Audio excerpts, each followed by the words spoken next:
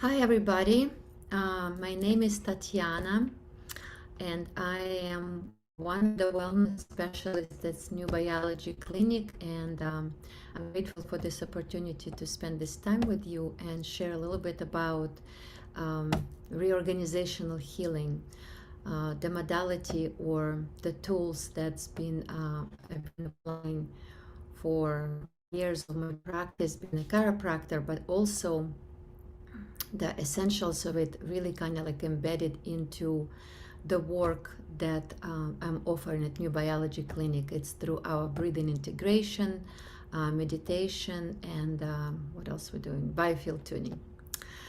So reorganizational healing, it's a paradigm of wellness that's been offered by Donnie Epstein, the founder and creator of network spinal analysis and somatorespiratory integration. And there was an article published in 2009, and I will show it to you as well, in a journal of alternative and complementary medicine, and it's been called Reorganizational Healing, a paradigm for the advancement of wellness, behavior change, holistic practice, and healing. I will read the abstract to you, but let me just share my screen so you can see it, and Trisha probably will put a link to the article somewhere in the chat. So this is how it looks like at the beginning of it. Actually, I can read it from here. You can read it yourself. So reorganizational healing is an emerging wellness, growth, and behavioral change paradigm. Through its three central elements, 4 seasons of well-being, the triad of change, and the 5 energetic intelligences, reorganizational healing takes an approach to help create a map for individuals to self-assess and draw on strength to create sustainable change. Reorganizational healing gives individuals concrete tools and to explore and use the meanings of their symptoms, problems, and life stressors as a catalyst to take in sustained action to create a more fulfilling and resilient life. So we'll break it down this part, and I will share a little bit of each of those central elements, since we're talking about the essentials of reorganizational healing. So first I would like to give you a definition of healing, what it the definition that most resonates with me, and this is how I perceive it to be. So the healing, it's been I found it a long time ago from Toronto Mind Body Institute, that says healing is an internal process by which an individual becomes self-aware.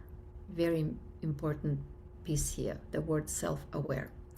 Vulnerable to her or his own thoughts, emotions, sensations, and spiritual being in a non-judgmental way every moment for the rest of one's life. So really our healing starts with that expanded awareness of perception of what is really going on. The question we might be asking ourselves, not what is wrong with me, but where am I at? What is needed to be happening? Where life is taking me, and how can I get there? There is another quote, actually a couple of them I like, by Rumi, which is talking about the pain and the cure. And the one of them is, the cure for pain is in the pain. The cure for pain is in the pain. And another one is, the wound is where the light is entering you. And it's all relative to what we're talking here. So when something happened to us, we have some sort of crisis. Usually we approaching it from the perspective of fear, right? So we've been conditioned this way. So there is something wrong. I have to run to the doctor. And then our minds start creating the story that, oh my God, it might be this and that, and then I'm gonna die, and whatever, all sorts of stories coming along with that. What reorganizational healing is inviting us to actually take a moment and take a deep breath and just really assess what is going on, what is this pain is about. Because the pain or any uncomfortable situation that happens to us is the life's way to stop us in our tracks, that we can pause, reassess, and do something differently. So it's not necessarily that is trying to torture us or take us in the wrong way. Absolutely not. It's taking us in the right way.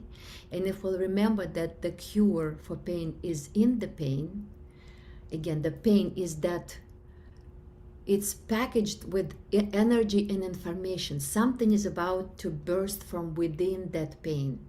And if we have enough energy and if we have enough presence, we will be able to recognize what it is that we need to do and how we can move forward with that. I hope I was clear with this. So like I said, the fear is the one that is really stopping us and actually creating more stress and discomfort. And again, looking through the lenses of reorganizational healing, like we were reading before, there is 3 essential elements, and we will look at them a little bit closer. It's the sacred seasons of well-being. I'll explain what it is. It's the triad of change. It's how any change is taking place. We'll look at that as well, and the energetic intelligences. So let's start with, I'll share another screen with you, because sometimes, pictures are speaking more than the words. So let's take a look. Oh, no, this is not. I'm going to close this one. Here we go. Trishi, can you see the picture?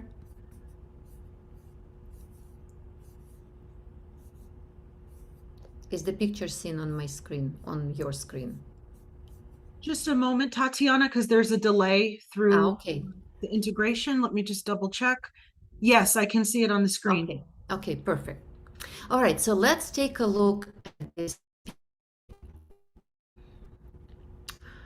Even though it's not the same person, but it's kind of look the same. And let's just imagine it's evolution of one person. It's the journey of one person through the sacred seasons.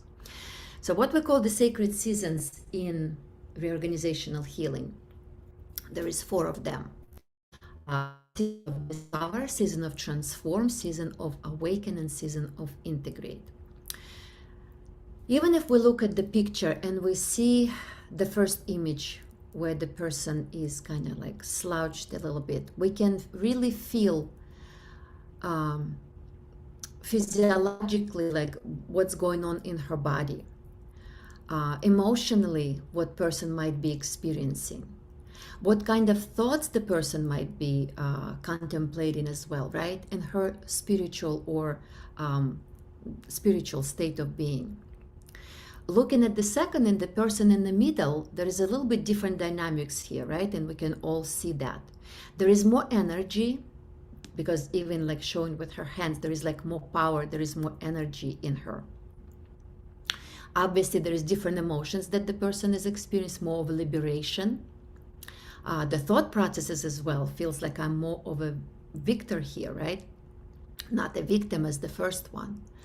And also looking again, and the spiritual state of being also will be different. So we're reaching for something more. And then the third person, which is actually her way that she's expressing herself and expanding it so big, cannot even fit it in the screen, so to speak. So there is full liberation here. There is a joy that person is experiencing, right? There is a connection with the field, connection with the universe, with God. So the emotional state is different, posture is different. And it all can be read and looked while we're looking at the picture, and we can really just see what's going on. So the way that it translates to the seasons, we would describe that the person, the smaller, whatever the posture, the person, right, that it's slouched, it can be going through season of discover. This is when we're discovering how small we live in our life, that we live in fear, live in fear, we feel uncomfortable, we feel conflict inside. And again, all it's going to be reflected in our physiology and our mental state. So the second person in the middle, it will be a perfect example of when the person is going through season of transform. This is when we're learning how disconnected we were from our bigger sense of self, and we take in charge and we start creating the new story for ourselves, right? We start taking charge of things and we take in different actions. It's also, you can see it right there, season of transform. And the third one is season of awaken, when we really feel like the story has been changed. We receive the medicine of that pain or discomfort that originally was coming to the surface for to be healed, right? So we went through the story of it and we transform it, and now we feel liberation. So our spine, our posture, our state of being, our emotions are totally expressing that. And again, the picture will support that season, the season of awaken, when we oneness with life. We want to share about our transformation, about our experience. We want to be in community. We want to share our gifts, and really just expressing gratitude for life itself, including whatever the original story of pain and discomfort was, right? And how we were able to move through that. So there is another season which is not pictured here, but we call it season of integrate. And that's the season when we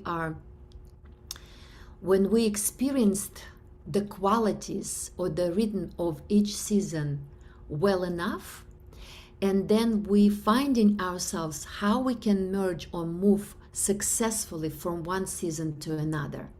For example, if somebody struggling and suffering with trying to heal themselves from physical condition, and we're not seeing it as gift or blessing at the moment, right? We might be feeling it as a curse.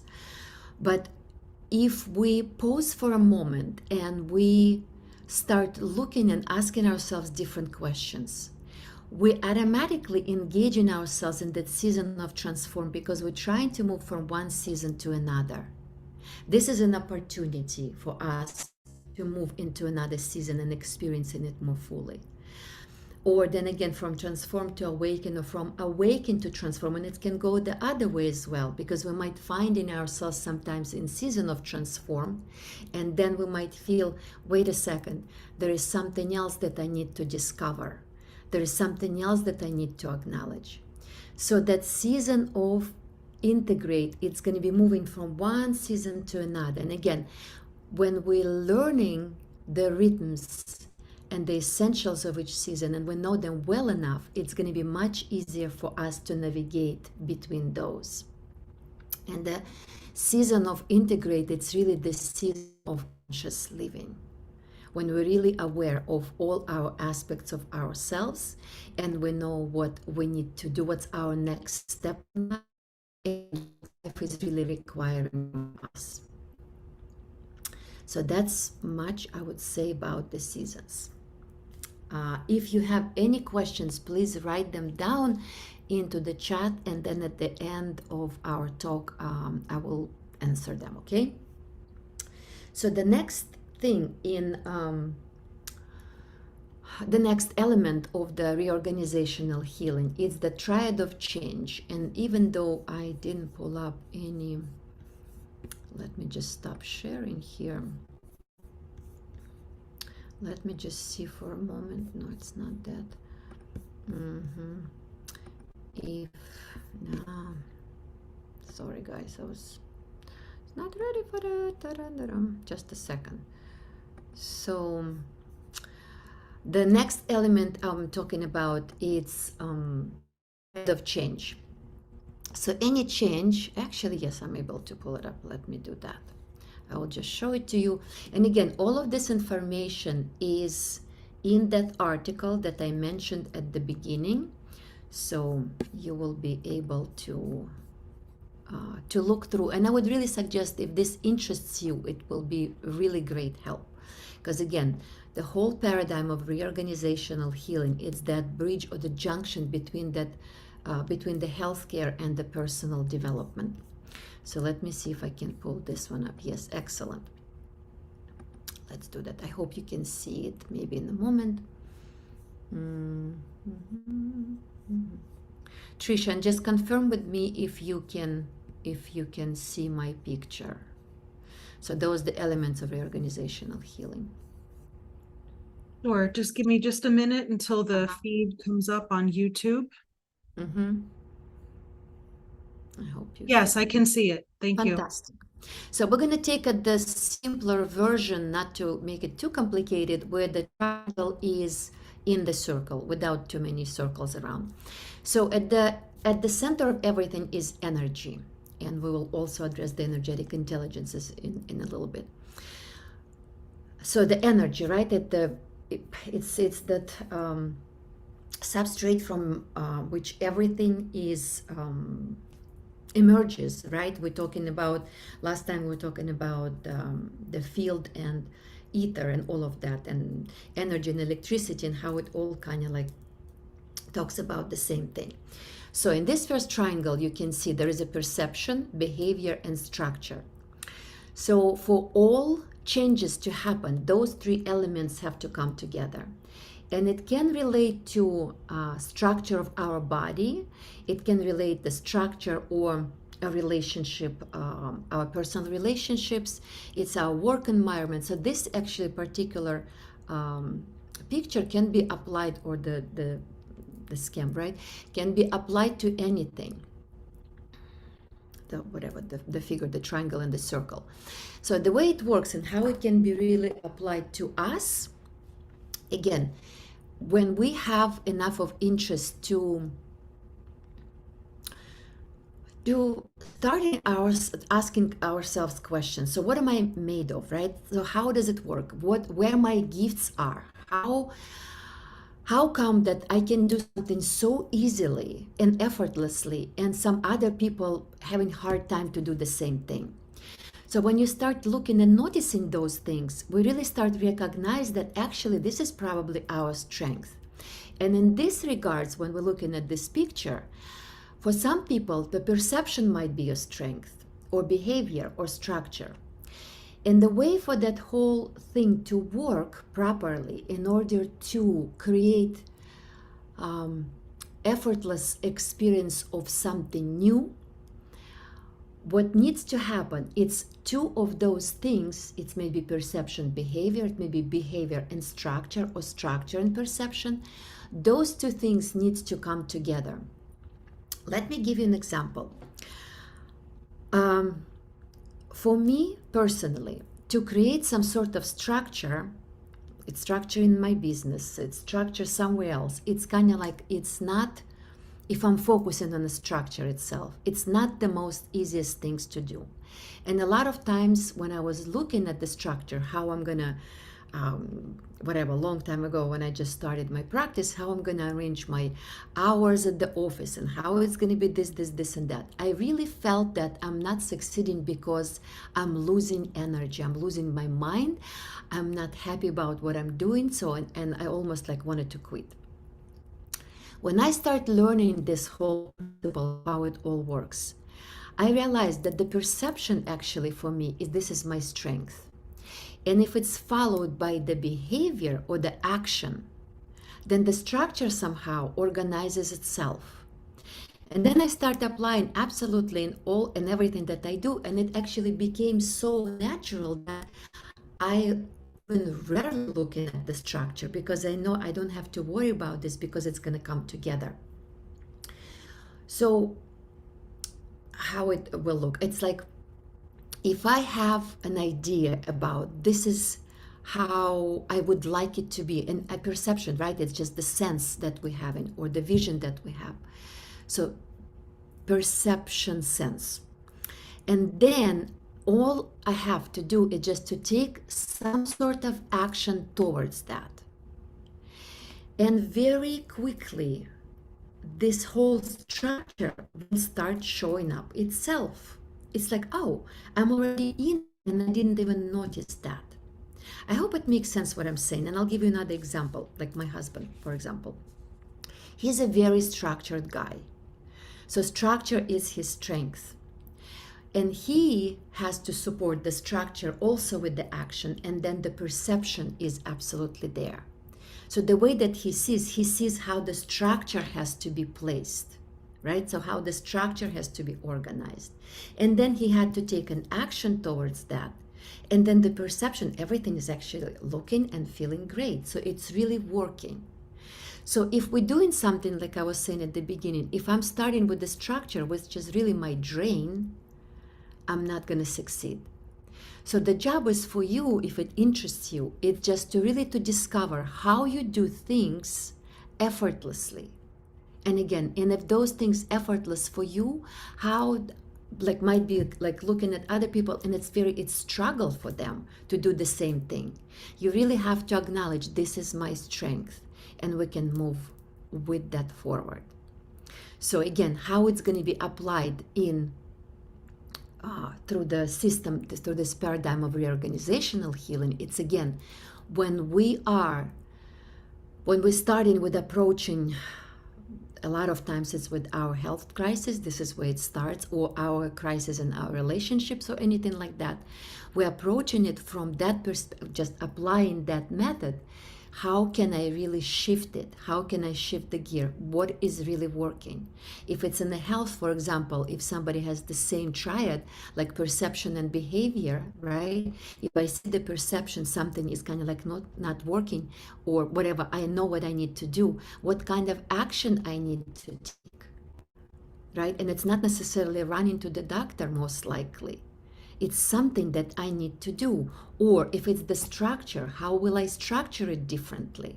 If I have that perception, what's the structure requires from me? You really have to play with that and see for yourself. But it's really worth it because when you applying it to yourself, your really life becomes more energy rich. This is kind of like, and it becomes more effortless as well. All right. So this is that. And the last element of reorganizational healing, the last essential element, is the energetic intelligences. And again, I will pull up this. I'm gonna change that and pull this one for a second. Again, if you have any questions about the triad, write them down in the chat and then we'll look at them later, okay? So let's go back to this. So I think it's going to take a moment, but we're going back to the same picture of three versions. And let's just pretend that it's three versions of the same person. It's like three versions of myself being, it's not really necessarily happening all at once, but the elements of each might be present because it's kind of like in your field somewhere. Again, unless we transformed the first version and we really have compassion to that, it doesn't have to act out in our life because we know we're going to be coming from season of integrate or from season of awaken or from season of transform. So energetic intelligences are the subtle fields of energy and information within and around the body, and imbued with certain level of life expression and consciousness. So what I'm talking about here is we have, sometimes we say 5, sometimes we say 6 different energetic intelligences. It starts with the bioenergetic, then we have emotional, then we have a lower thought intelligence, a higher thought intelligence, higher mental intelligence. We have a soul intelligence and we have a universal spirit. This is 6 if we'll put it this way. So each field of intelligence is really imbued with certain consciousness and it has certain properties and functions that it's covering, right? So bioenergetic intelligence, it's that consciousness that organizes and responsible for our physical structure, ligaments, bones. It's making sure that everything is, the tissue heals. It really will redistribute the energy on the inside where it needs to be. So the whole focus is to making sure that the physical body is working properly, and how to manage and redistribute this specific energy. The next one is emotional. And emotional, we know the emotions is the energy in motion. That's helping us to make rapid changes. Because if something has happened and we feel it touches our emotional field, it's going to be invoking something within us to make that shift, to make that step, to address it somehow, something very rapidly. A lot of times we're finding emotions that's been stuck through musculature, actually. So it just very briefly, so the emotional intelligence, right, helps us to make rapid change. Then we have a thought intelligence, and this is the one that kind of like answering the questions that we're contemplating, what, when, how I'm going to do this, so I'm going to dress today. So just those very simple but very necessary questions that we might be asking ourselves, right, all day, every day. So the whole point of this intelligence is just to making sure that I'm dressed properly, I eat on time, I'm having this meeting, I'm doing this, da da da da da. The next one is the higher mental, higher thought intelligence, and this is answering or addressing the questions like, why am I doing what I'm doing? It might be contemplating different, more interesting, more expensive topics and ideas and constructs of how reality works and how this whole body is functioning. What are those fields? So this is coming from that intelligence.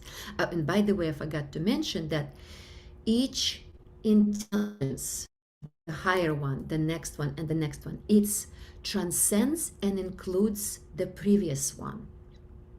So the thought intelligence includes the emotional and physical, right? The biointelligence. The physical cannot really pay attention to what's going on the mental level. Her job is just to really address that. That's the energy level. It's the life force, basically. But the higher one can really assess and see what really needs to be done and how we're going to do that. And it's working not just with you, it's working with the field around you as well. Okay, so that was the mental part. And then we have a soul intelligence. This is, and again, looking at the picture, we come into that, the last person on the picture, that with the arms up and that expressing that feeling of love and gratitude and oneness, right? And we are sharing our gifts from that perspective. So this is that inspiration of that coming from the soul that knows that this is my quest, this is my journey in life, and moving through it, I know how I'm going to be navigating myself. I know what my gifts are and how I'm going to be sharing that. And it's going to involve, right?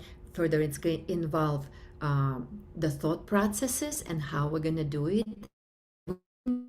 It's also going to create that certain emotional response, right? And that's what we're sharing with people. And also it's going to create a different structure for us, right? So the energy is going to be moving much more efficiently throughout things because it's charged by that energy.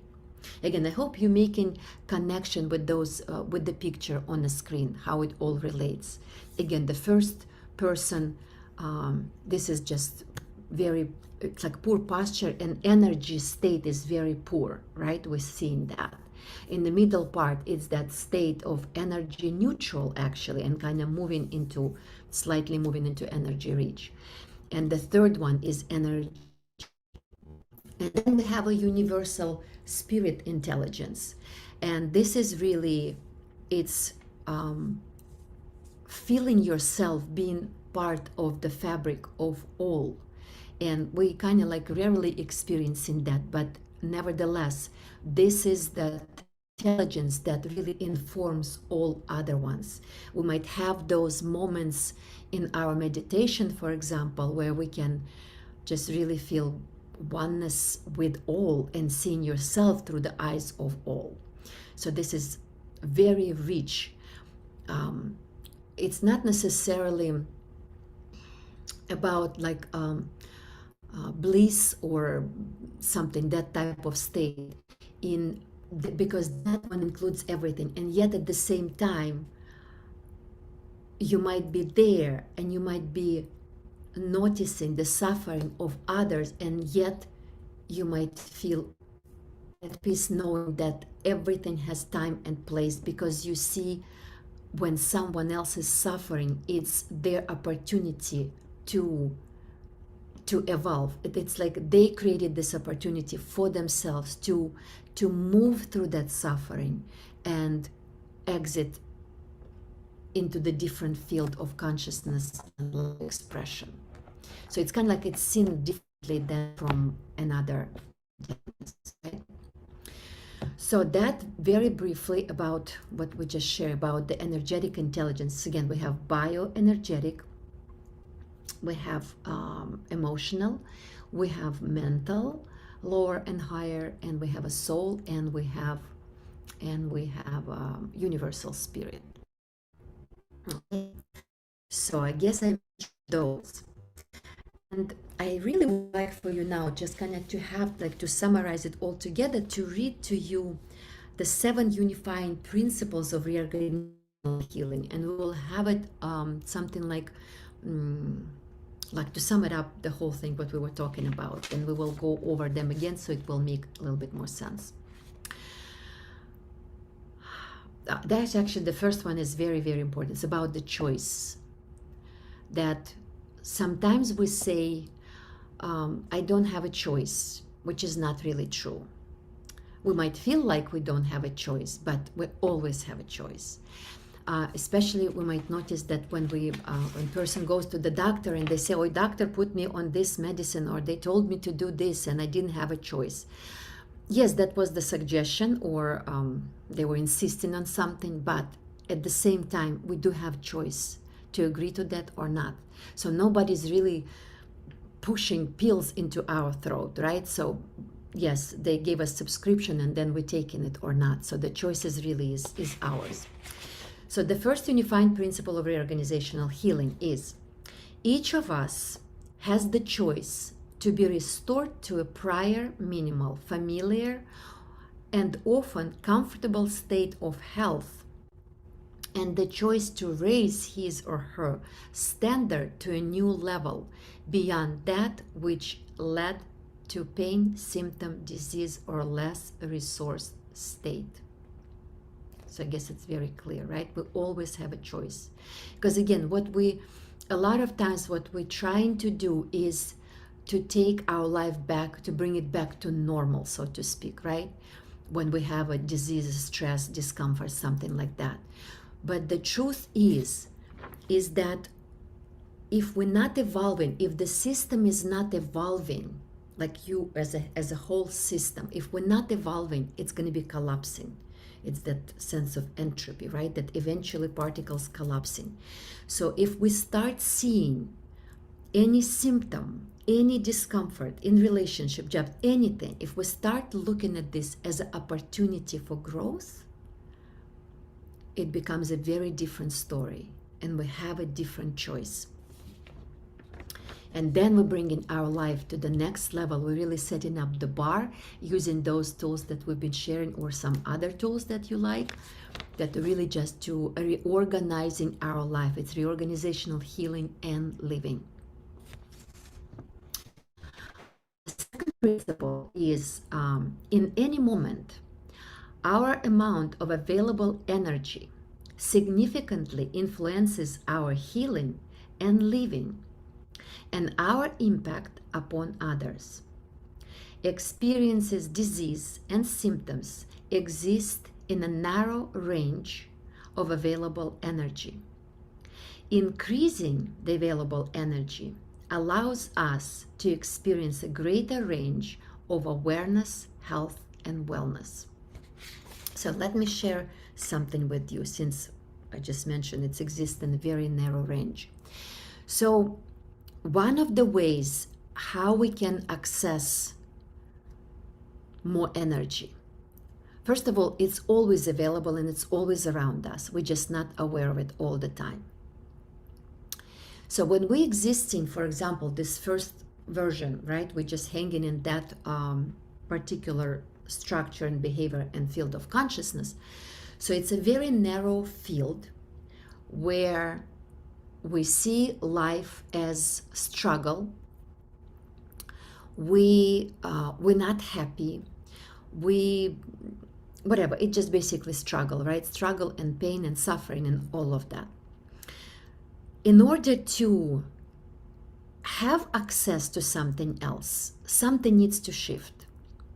And very simple things, first of all, we need to become aware at the moment that we do have a choice. Once again, going back to the first principle.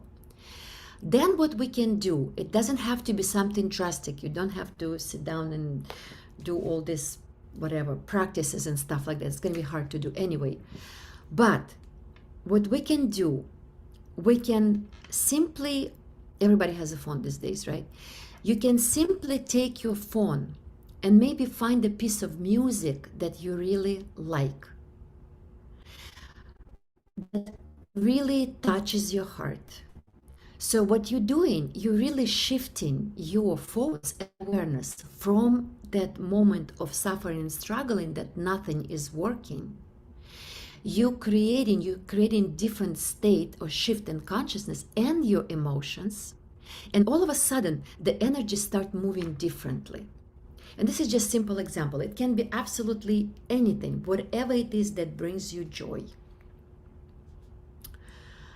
Whatever you enjoy, it might be just going outside and really putting your feet on the ground and your face to the sun.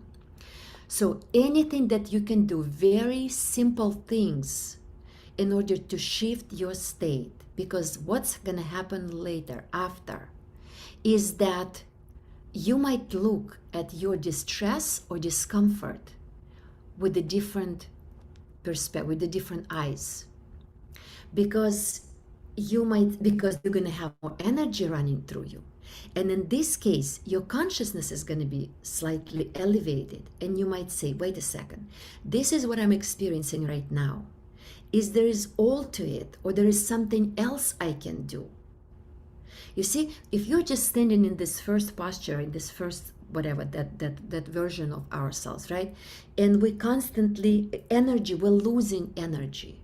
There is no way we can reorganize. But in order for us to do something and move to the next one, we have to do something. Nobody's going to do it for us. Or maybe somebody's going to say something to us and it's going to uplift us as well. It's also possible. But the point of this whole reorganizational healing is that we are taking charge of our health and our life, right? And because we know that we are responsible for that. And we're going to be doing something that I know that I can do for myself. And therefore gaining momentum, gaining more energy, and expressing ourselves and experiencing ourselves at a higher level of organization and consciousness. So that was the level, right? So that bandwidth where we might be experiencing this first season of discover, right? This is one. Then there is another level. So when we stopping for a moment and looking for something else, making a choice, we activating that access to that next bandwidth of energy and consciousness, which provides us, again, with different emotions and with different thoughts as well, with different ideas that you might not even consider to think when we are in season of discover. Because again, you are opening yourself up to that new possibility, to that energetic intelligence, to that energy that starts flowing through you, And with that, again, new ideas, new thoughts, inspirations. Yeah, maybe I need to call this person, or actually somebody was telling me about this practitioner. Oh, let me go check this out. Because again, when you're in distress, most likely we don't think like that. We're just trying to have less of something uncomfortable, right? And then on top of that, there is another bandwidth and another bandwidth. So it's really kind of tuning ourselves slowly but surely to bring ourselves into that alignment. All right, that's about the choice. I hope it was clear. All right, so the next principle is, what time is, okay, cool. The next principle is the purpose of pain and disease is to interrupt the way one is living. And we kind of mentioned that as well. So, and to fuel the development or available energy and greater resourcefulness to draw upon. Basically, that's what we just kind of discussed, right? So that pain and disease is to interrupt the way one is living. We're living small. We keep living the same conditions or beliefs that we adopted. We associated ourselves that we are that and we are not. And for that reason, life is stopping us so we can pause, take a moment, reassess, and do something differently.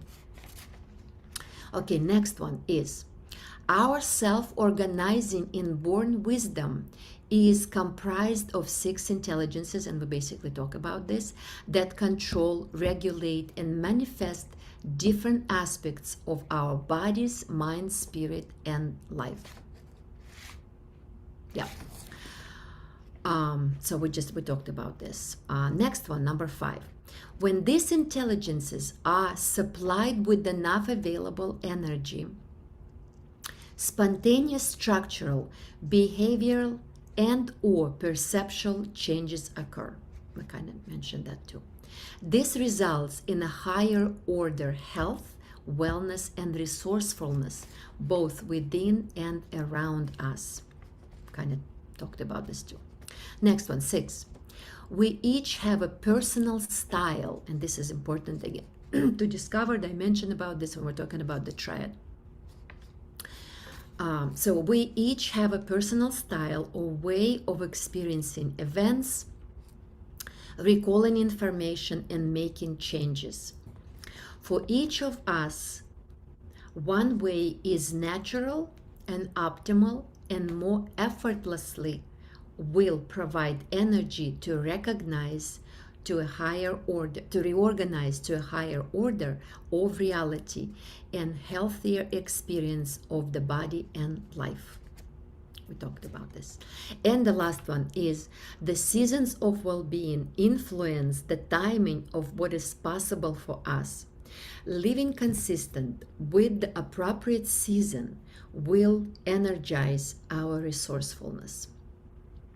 And one more thing I want to say about the seasons is we have to acknowledge the season where we are at the moment, or where we're hanging out the most, and what is the next appropriate season to us, and how we can bridge, how we can make our move from one to another. Because it's really, really important. It's like we cannot really bypass anything. If we're bypassing, the life will bring us back to the original story or whatever it might be. And because we need to learn something there. So we cannot bypass anything. But honestly, courageously, and lovingly and compassionately approaching our personal journey in life with curiosity as well, it's really worth exploring, because it will enrich your life. It will help you to heal the emotions that we've been avoiding because we had certain perception about what is good, what is not, what's appropriate, what is not.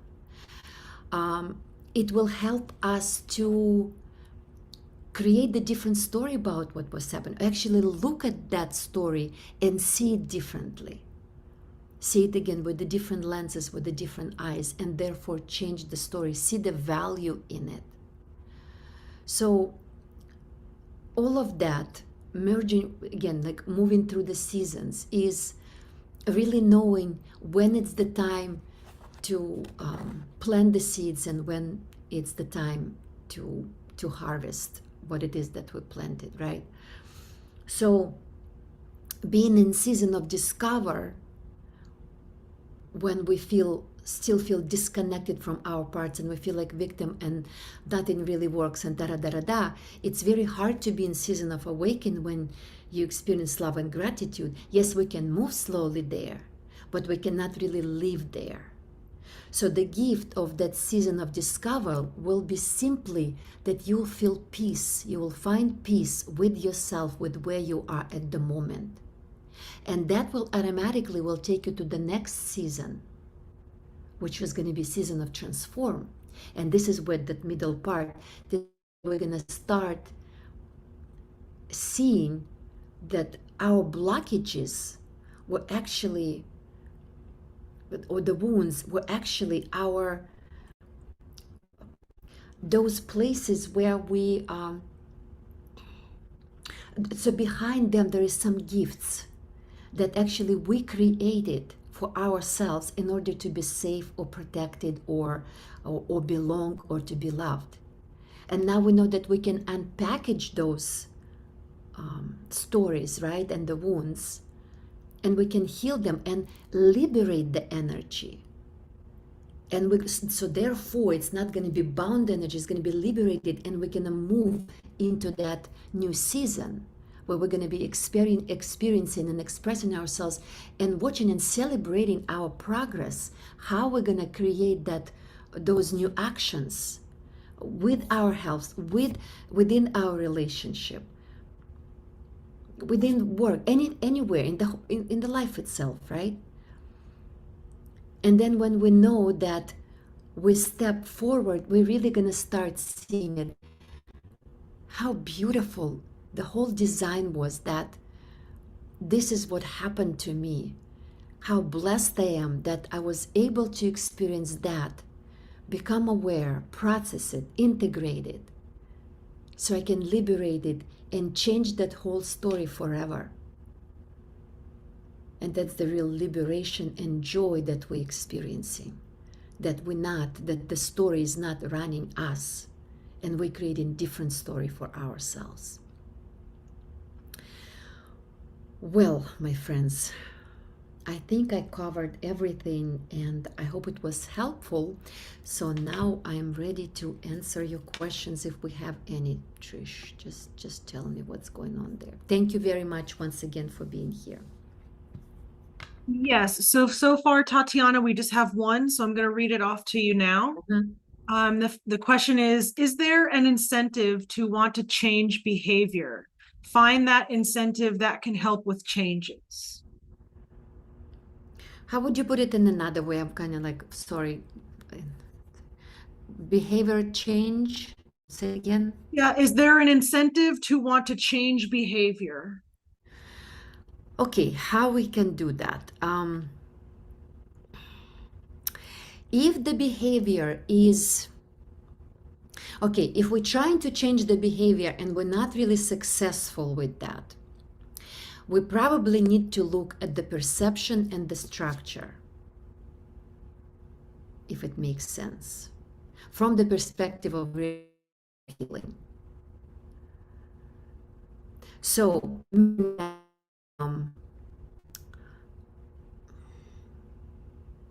again, looking at the perspective, like what is going on and why am I doing it? Right? Why is not template or something like this? Knowing the outcome of that behavior, what is going to be, right? So looking again at the structure and the perception and see which one is more like more potent or have more energy, and then you focusing on those two and watching how the behavior is changed. Hope I'm answering the question.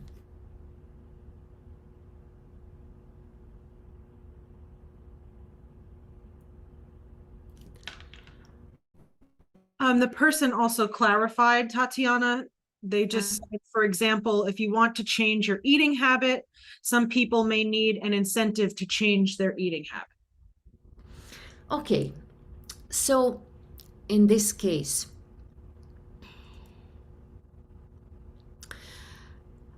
everything has its own reason and purpose, right? So if we are kind of consciously are not okay with our eating habits, right? So we just feeling that it's kind of like it's not really working for me, but I'm having a hard time to change it. Again, what's the perception behind that? What is that? What is that? That is, why am I thinking like that? Because that behavior is really expressing, I would say, really the level of consciousness or that bandwidth that where we're hanging out. So just basically, we need a little bit more exploration with regards of the behavior itself. So I don't know if it's the person's case, but it's like, okay, I'm eating like too much sugar or something like this. Why am I eating too much sugar? Okay, because I feel like I don't have sweetness in life, and that's actually helped me to feel this way. And why is that? And why am I might be seeing it like that? So perception is one thing, but also structure. You might not, if it's the sugar, I don't know, but I'm just saying, if do I need to change the structures? What the structure will be like? Maybe not to buy sugar, and just see how that works. So it's like it really has to be effortless. Just again, exploring for yourself what is working easily. It sounds if we're focusing on the behavior is probably going to be the drain. So, but addressing the other two, it might be actually helpful to create something and something new that you have not experienced before. Because again, if it's the perception, I understand what's happening. Because you see, if we're looking at this, okay, this is the sugar, da da da da da, because I really feel I don't have sweetness in my life, and it kind of makes me feel better. Okay, where sweetness also comes from. Maybe it's not just the sugar, it's probably something else is in my life. Because then you're going to step on that journey and you're going to ask yourself, wait a second, I'm not really happy maybe in my relationship, or I'm not maybe happy in my job, or whatever else might be. Because again, if that is the behavior, and again, I don't know if it's the sugar, I'm just giving an example, it's just substituting for something else. And this is where it's really just useful to explore. You're not judging yourself. You're just simply exploring, because you're curious how else I can address it, not just to push myself or torture myself, because it's not going to work, obviously. But how can I do it differently? And what is the other way that I have not tried before? Because it's just, this is the behavior, but it addresses something else. There is something else is going to be involved. And I would wait for the response if it's helpful for the person who is asking. Yes, they said that. Thank you. That's a very good answer. We have two more questions, Tatiana. Sure. The next one is, do you believe the body expresses our needs through illness, even if the need is unconscious? Yes. Yes. Absolutely. That's why it's actually happening, so that the need will become more conscious. It has to come to the surface, something that we don't know. And we might not recognize it or know it at the moment. But the whole point is everything that is being hidden, suppressed, and it's been unconscious have to come to the light of our consciousness. So we can change that, and we can take a different look, and we can change again our behavior or the structure, whatever it might be. Yes. The next one. Okay, the final question. Do you yourself have an example from your own life where all of this applies to, just to clarify the steps and how it progresses? Yes, absolutely. It's been many, many times, and it's been already so embedded into my system that You know, sometimes I even don't have to do like my breathing, for example, or something, even though I'm doing breathing. It's just that the recognition. And breathing, I'm talking about, this is a part of also of reorganizational healing. This is the body breathing exercises, the what do I call them? Body breathing, breathing integration exercises. So, but they are based on the samatha respiratory integration. This is how we really connect into our body, and this is what we're doing through New Biology Clinic. So, how we can connect, feel, acknowledge, accept, and liberate the energy.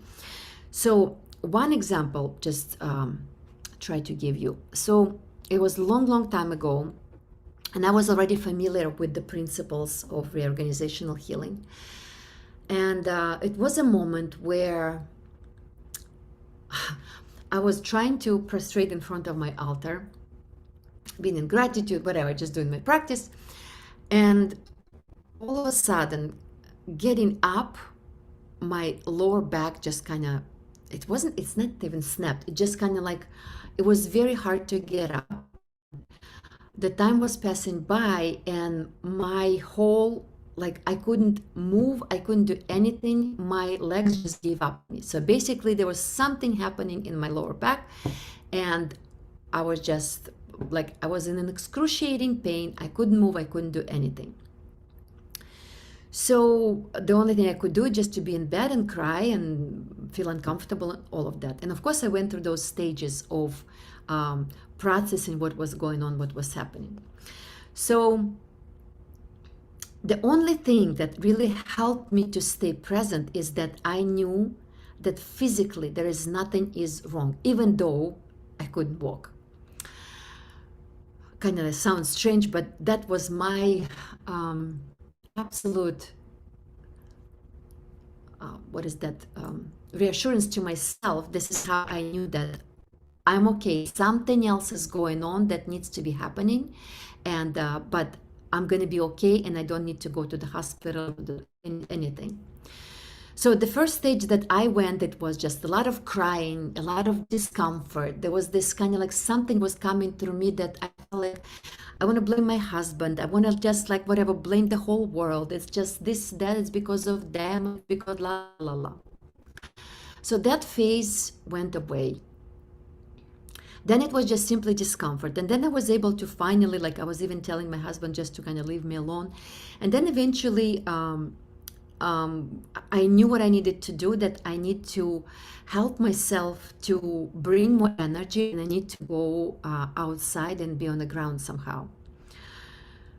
I had no idea how I'm going to do that because I couldn't really walk. And even going to the bathroom, I was asking my husband for help. So, and since he's very resourceful, finding the solutions for any problem, he disappeared, and then he comes back home with a wheelchair. And I was like, wow. So we used to live in a building where there was a lot of elderly people living, and there was access to a folding wheelchair. So he comes in with that, and it's like, I know what we're going to do. You're going to sit on the chair, and we're going to take you to the park. So long story short, somehow I was able to get in the chair and then in the car, and then he drove me to the park, and we were driving with like 5 miles an hour, and I felt every single crack on the road because it was extremely painful. Anyway, so we got to the park somehow, again, very slowly, surely, with making sounds, feeling uncomfortable. I was on the ground. I spent like about hour and a half, maybe too close to 2 hours on the ground. Slowly come back to the wheelchair, come back, da da da da da. And I felt there was a shift of energy, and I felt I was feeling better. And again, to make story short, some time passed. The third day, it took only 3 days. On the third day, I was back in my office and working with people. My whole lower back area felt on fire. Not really on fire. It felt very tender. I felt like I had like some sort of energetic surgery there or something like this. But I was able to move, which I was very surprised. It was very tender, but I was able to do. And actually, my colleague came to town, who was doing the same thing, the same practice, network spinal analysis, and she was able to work on me. because at first I wasn't even considering of amount of pain and not able to move at all. So if I can do that. So the third day she came and she worked on me, and I was surprised that I was able to stretch my body in the way I did. So the further integration of whatever needs to happen happened. And then only later I realized the truth or the inspiration behind that pain and discomfort. The day before it started, I had a conversation with my niece, and we were talking about interesting topic when we were sharing with each other how can we really improve the relationship in our family with our with our men in our life, like our counterparts, because it felt like through the generation, it felt like the men felt like they were disempowered, and we felt like a woman had to take a role of caregiver and caretaker and provider and things like that. So when we had a conversation, we made the conscious decision and choices that we will be more aware in how we're interacting with men in our life, with our husbands. And we made a decision that it's going to stop with us, because she was raising a little boy at that time, and she said, I don't want it to go further than that, and I don't want him to be continuation of the same pattern. So we made that decision. So when after everything happened, it came back to me, what I really realized, that the decision that we made had to be wired differently within our physiology, and in my case, in my physiology, that I really felt that there's some different wiring being installed into my spine, so to speak, if you wish, that I had to hold myself differently, I had to act differently and think differently. And that was the gift of that excruciating pain and discomfort. And it literally took me 3 days. So that was my story. And it was many others of them. I hope it was helpful. Thank you for listening. Tatiana, thank you so much. My pleasure. Thank you, everyone, for joining. So we're good? No more questions? We're all good. Okay. All right, guys. Thank you so much for being here. Thank you for listening and asking questions. Many blessings, and have fun with reorganizational healing. Take care.